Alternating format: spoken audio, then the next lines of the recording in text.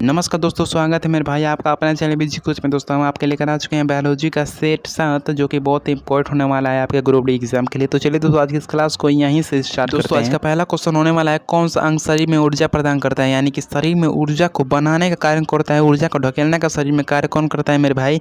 आपका correct answer हो जाएगा ऑप्शन ए, माइटोकॉन्ड्रिया का कार्य क्या होता है, शरीर में ऊर्जा को बनाना, ऊर्जा को उत्पादन करना किसका कार्य होता है, माइटोकॉन्ड्रिया कार्य होता है। ऑप्शन ए मेरे भाई आपका राइट आंसर हो जाएगा। सेकंड नंबर दोस्तों क्वेश्चन पूछा है, पाचन तंत्र का अंतिम भाग क्या कहलाता है, यानी कि भोजन को पचाने में अंतिम भाग कौन सा होता है, उसका अंतिम भाग कौन सा होता है मेरे भाई। छोटी आंत होता है, बड़ी आंत होता है, मलाशय, अमाशय। दोस्तों आपका करेक्ट हो जाएगा मलाशय, क्योंकि मलाशय जो होता है वो निकालने कार्य करता है, मल को निकालने कार्य करता है, मलाशय करता है, इसलिए मेरे भाई आपका करेक्ट आंसर ऑप्शन सी हो जाएगा।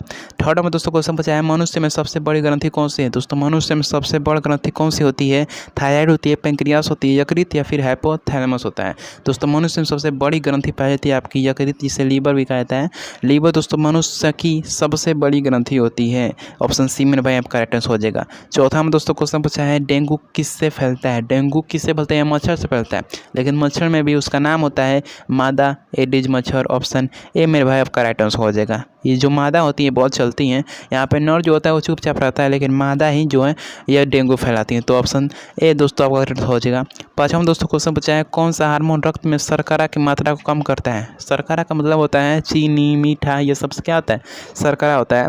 तो कौन सा हार्मोन दोस्तों रक्त में ये मिठास की मात्रा जो होती है उसको कम करने में मदद करता है। एड्रेनलिन होता है, थायरॉक्सिन, इंसुलिन, टेस्टोस्टेरोन होता है। दोस्तों आपका राइट आंसर हो जाएगा ऑप्शन सी। ऑप्शन सी यानी कि इंसुलिन। इंसुलिन जो होता है मेरे भाई वो रक्त में चीनी की, मिठास की मात्रा को कम करता है। अगर इंसुलिन मेरे भाई ख़त्म हो गया, मतलब ख़राब हो गया, तभी आपको शुगर होगा, अन्यथा आपको शुगर नहीं होना। तो इसलिए अगर आपको शुगर से बचना है, अगर आपको डायबिटीज़ से बचना है मेरे भाई, तो इंसुलिन को बनाए रखिए। समझ में नहीं गया, इंसुलिन को बनाए रखिए तभी आप शुगर से बच सकते हैं। 6 नंबर दोस्तों क्वेश्चन पूछा है, बहुत इंपॉर्टेंट क्वेश्चन होने वाला है।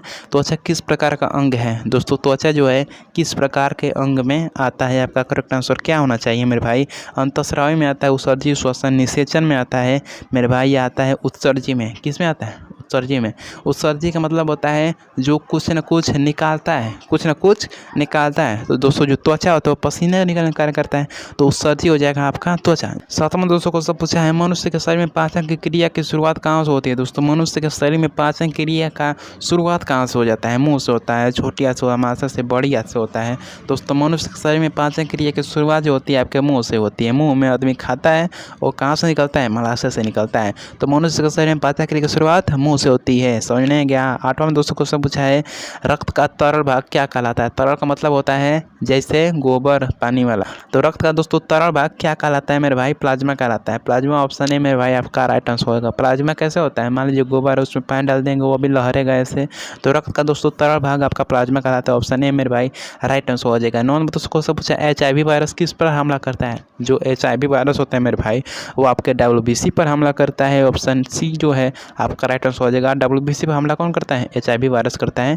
ऑप्शन सी मेरे भाई राइट आंसर हो जाएगा। दोस्तों वीडियो पसंद तो वीडियो को लाइक कर दीजिए, क्योंकि इससे भी इंपॉर्टेंट क्वेश्चन, इससे भी महत्वपूर्ण वीडियो और इससे भी मजेदार वीडियो आपको जरूर मिलने वाली है। दोस्तों को सबसे रक्त समूह की खोज किसने की थी। दोस्तों इस क्वेश्चन को बहुत ही ट्रिक के माध्यम से समझेंगे, बहुत ही मजेदार तरीके से समझने वाले हैं, आप कभी भूलने वाले नहीं हैं। रक्त समूह की खोज दोस्तों किसने की थी, लैंड स्टीनर की थी, फ्लेमिंग, आस्टीन और चार्ल्स डार्विन। दोस्तों आपका करेक्ट आंसर हो जाएगा ऑप्शन ए, लैंड स्टीनर। आप ट्रिक के माध्यम से समझेंगे। दोस्तों रक्त को कहते हैं ब्लड, रक्त को क्या कहते हैं, ब्लड। आप समझिए रक्त को ब्लड कहती है। इसको थोड़ा अच्छे से लिख लें, BLOOD, ब्लड कहते हैं। अब यहाँ पे ध्यान से देखिए, यहाँ पे L के बाद D आएगा, यानी कि ब्लड, ऐसे समझिए। इसको हिंदी में लिखिए, इंग्लिश में नहीं, इसको हिंदी में लिखिए ब्लड ऐसे। ब्लड यानी कि आधा रहता है ब्लड। तो इसमें दोस्तों आप देखिए यहाँ पे ल के बाद तुरंत ड है, यानी कि ल के बाद तुरंत ड है। यहाँ पे देखिए ल के बाद तुरंत ड, यानी कि जो ब्लड की खोज किसने की थी, यानी कि रक्त समूह खोज किसने की थी। आपका करेक्ट आंसर मेरे भाई आपका लैंड स्टीनर, क्योंकि यहाँ पे ल के बाद तुरंत ड है और यहाँ पे भी ल के बाद तुरंत ड आएगा। ब को छोड़ दो, एकदम ब को छोड़ दो, देखबे मत करो। ल के बाद ड आ रहा है, यहाँ पे ल के बाद ड आ रहा है, इसलिए ऑप्शन ए मेरे भाई आपका राइट आंसर हो जाएगा। 11 दोस्तों को सब चाहे किस अंग को शरीर का फिल्टर कहते हैं। दोस्तों किस अंग को शरीर का फिल्टर कहता है। फिल्टर का मतलब होता है जो कुछ चीज़ को छानता है, जो कुछ चीज़ को छानता है। तो यहाँ पे हृदय क्या होता है, नहीं होता है। लीवर भी नहीं होता है। किडनी दोस्तों आपका क्या सोचेगा, किडनी जो होता है वो रक्त को छानने का कार्य करता है। रक्त को ऐसे छानने का कार्य करता है कौन, किडनी। तो दोस्तों ऑप्शन सी मेरे भाई आपका राइट आंसर हो जाएगा। किडनी रक्त को छानने का कार्य करता है, इसलिए इसे शरीर का फिल्टर कहता है। 12 नंबर दोस्तों को सब पूछा है रेटिना में किस प्रकार की कोशिकाएं होती हैं। दोस्तों रेटिना में आपको बताना है किस प्रकार की कोशिकाएं पाई जाती हैं, राड और कोन। दोस्तों आप करेक्ट हो जाए, क्योंकि राड और कोन रेटिना में 2 प्रकार की कोशिकाएं पाई जाती हैं, कौन, राड और कोन। इनका कार्य क्या होता है, क्या आप बता सकते हैं, कमेंट में बताइएगा जरूर। 13 में दोस्तों क्वेश्चन पूछा है कौन सा हार्मोन दूध स्राव को नियंत्रित करता है। यानी कि दूध स्राव यानी होता है निकलना, यानी कि दूध के निकलने को नियंत्रित करता है, यानी कि दूध स्राव को नियंत्रित करता है। Prolactin, insulin, adrenaline, thyroxine. दोस्तों आपका राइट आंसर हो जाएगा प्रोलैक्टिन। प्रोलैक्टिन जो होता है मेरे भाई वो दूध स्राव को नियंत्रित करने में महत्वपूर्ण भूमिका निभाता है। 14 में दोस्तों क्वेश्चन पूछा है कौन सा अंग पाचन एंजाइम नहीं बनाता है। यानी कि भोजन को पचाने में एंजाइम नहीं बनाता। जैसे आप समझिए मुंह जो होता है, मुंह में क्या बनता है, टाइन एंजाइम बनता है। अमाशय में दोस्तों आपका पेप्सिन बनता है। यकृत से मेरे भाई पीत रस का निर्माण होता है, लेकिन यहाँ पे बड़ियत जो होती है, बड़ियत से कोई भी एंजाइम नहीं बनता है, इसलिए दोस्तों वह अंग हो जाएगा आपका करेक्ट आंसर बड़ियत। दोस्तों बड़ियत से पाचन एंजाइम नहीं बनता, इसलिए आपका करेक्ट आंसर ऑप्शन डी हो जाएगा। 15 में दोस्तों को सबसे शरीर में कौन सा अंग सबसे पहले शराब से प्रभावित होता है। दोस्तों शरीर का वह कौन सा अंग है जो शराब पीने के बाद सबसे पहले उस पर नशा चढ़ता है, समझ में है क्या। तो किडनी तो बाद में जाएगा, सबसे पहले तो मुंह में जाए, मुंह से पेट में जाएगा, पेट से किडनी में जाएगा। लीवर भी ऐसा करेक्ट आंसर नहीं होगा, फेफड़े भी तो नहीं होंगे। आपका करेक्ट सोचेगा दोस्तों मस्तिष्क, क्योंकि इंसान दारू पीने के बाद तुरंत उसका नशा कहाँ आता है, दिमाग में नशा गया, दिमाग का कंट्रोल करता है। दिमाग जो होता है वो कंट्रोल करता है पूरे शरीर को, और जब पूरा शरीर ही आप कंट्रोल में नहीं रहेगा तो समझिए आपका दिमाग कंट्रोल में नहीं है, और जब दिमाग कंट्रोल में नहीं तो मेरे भाई आपका शरीर भी कंट्रोल में नहीं है, इसलिए आदमी गिरता है इधर उधर, खेत से बगान में, बगान से खेत में। दोस्तों आपका करेक्ट हो जाएगा ऑप्शन सी, मस्तिष्क पर सबसे पहले इसका असर पड़ता है। 16 में दोस्तों क्वेश्चन पूछा है लीवर किसको संग्रह करता है। लीवर किसको मेरे भाई संग्रह करता है। संग्रह का मतलब होता है बटोरता है, किसको बटोरता है। आपका करेक्ट आंसर क्या होना चाहिए मेरे भाई, आपका करेक्ट हो जाएगा ग्लाइकोजन। ग्लाइकोजन को कौन संग्रह करने का कार्य करता है, लीवर। तो लीवर किसको संग्रह करता है, ग्लाइकोजन को संग्रह करता है। 17 में दोस्तों क्वेश्चन पूछा है शरीर में पित्त रस कहाँ बनता है। दोस्तों शरीर में पित्त रस का निर्माण क्या होता है, कहाँ बनता है। दोस्तों यह बनता है आपके यकृत में, ऑप्शन बी मेरे भाई राइट आंसर हो जाएगा आपका। 18 में दोस्तों क्वेश्चन पूछा है हीमोग्लोबिन में कौन सा धातु पाता है। धातु आप पूछते हैं लेना, कौन सा धातु मेरे भाई हीमोग्लोबिन में पाया जाएगा, कैल्शियम, सोडियम, आयरन, जिंक। दोस्तों आपका राइट आंसर हो जाएगा आयरन। आयरन जो होता है मेरे भाई हीमोग्लोबिन में पाया जाता है, ऑप्शन सी मेरे भाई आपका राइट आंसर हो जाएगा। दोस्तों वीडियो पसंद है वीडियो को लाइक जरूर कीजिए, मैं बार बार बोल रहा हूँ लाइक कर दीजिए।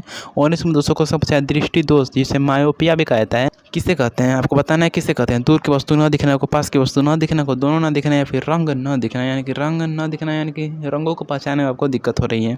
तो दृष्टि दोस्तों जो मायोपिया कहता है वो आपका होता है दूर की वस्तु न दिखना, जिसमें दूर की वस्तु नहीं दिखती, जिसमें दूर की वस्तु नहीं दिखती है, पास की वस्तु दिखेगी, इसलिए इसको मायोपिया भी कहा जाता है। 20 में दोस्तों क्वेश्चन पूछे और आज का लास्ट क्वेश्चन होने वाला है, फेफड़े कौन सी झिल्ली से ढके होते हैं। फेफड़ों को कौन सी झिल्ली ढके होते हैं। जैसे आप घर में हैं तो घर को कौन ढका है, आपका छत किससे बना है, गिट्टी बालू सब सरिया से बना है।